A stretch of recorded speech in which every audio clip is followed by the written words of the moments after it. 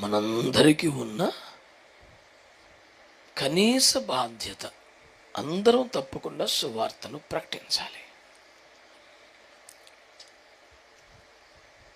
నూతన నిబంధన కాలంలో మాత్రమే కాదు, పాత నిబంధన కాలంలోనే 96వ కీర్తనలో అనుదినము అన్యజనులలో రక్షణ సువార్తను ప్రకటించండి అనే మాట మనం చూస్తాం.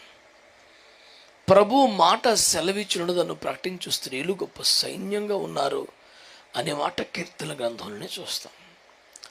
కనుక సువార్త ప్రకటన లేదా సువార్త ప్రచారం అనేది నూతన నిబంధన కాలంలో అనుగ్రహించబడిన కొత్త ఆజ్ఞ కాదు, ఆరంభం నుండి ఉన్నముచ్చటే. అయితే దానికి చాలా బలము, ఓతము దొరికింది యేసయ్య శిలువ మరణ పునరుద్ధరణల ద్వారా. చెప్పకుండా ఉండలేని పరిస్థితి ఆ ప్రత్యక్షత కలిగిన వారికి ఏర్పడింది. ఆ సువార్త ప్రకటించే భారం ఎంత పిక్స్కి వెళ్ళిపోయిందంటే పౌలయ్య గారు అంటారు, నేను ప్రకటించకపోతే నాకు శ్రమ అంటారు. అయ్యో సువార్తను ప్రకటించకపోతే నాకు ఇంకేమంటారు తెలిసిన, సువార్త ప్రకటించడం వల్ల నాకు జీతం అక్కర్లేదు, సువార్త ప్రకటించుటే సువార్త ప్రకటించుట వలన కలిగే జీతం అంటాడు. అంటే నాలాంటి ఒక వ్యక్తికి ఆయన సువార్త గురించి చెప్పడమే ఒక జీతం, మళ్ళీ జీతం ఎందుకు నాకు? దైవజనులందరికీ ఈ మాట అర్థమైతే ఎంత బాగుండు కదా. అర్థం కాకపోవటమే ఉందిలే, ఇష్టం లేదు.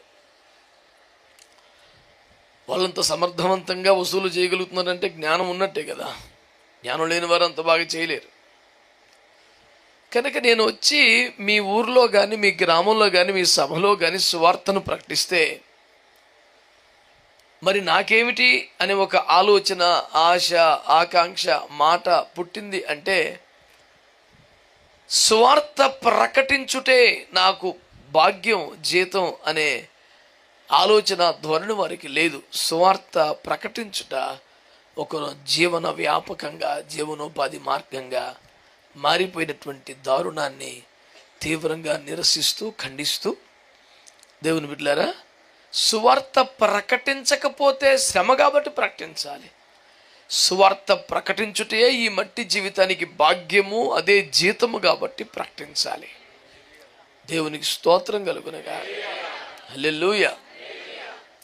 కనుక దేవుని బిడ్డలారా, సువార్త ఎవరికి ప్రకటించాలి అనే మాటకు వస్తే సర్వసృష్టికి ప్రకటించాలనే వాక్యం. ఒక పెద్ద మినిస్ట్రీ ఉంది, TEC అని, టు ఎవరీ క్రీచర్. ఆ మినిస్ట్రీ పేరే అది. చాలా పెద్ద సంస్థ, అనేక